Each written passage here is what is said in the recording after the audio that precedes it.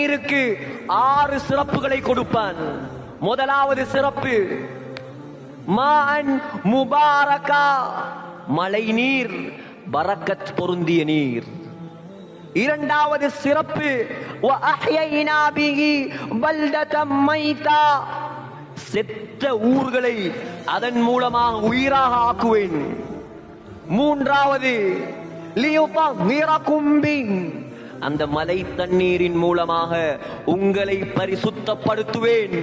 நாலாவது வயுத்ஹிபு அன்கும் ரிஜ்ஸ ஷைத்தான், அந்த மலை தண்ணீரின் மூலமாக ஷைத்தானின் தீங்கை விட்டும் உங்களை பாதுகாப்பேன்.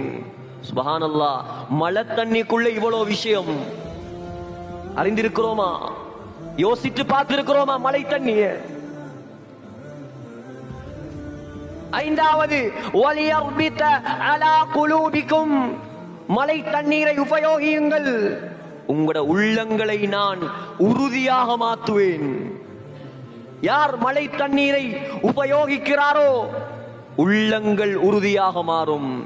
வயுசப்பித பிஹில் அக்தாம், உடம்பில் சக்தி இல்லையா? உடம்பில் சக்தி இல்லையா? பலகீனமா?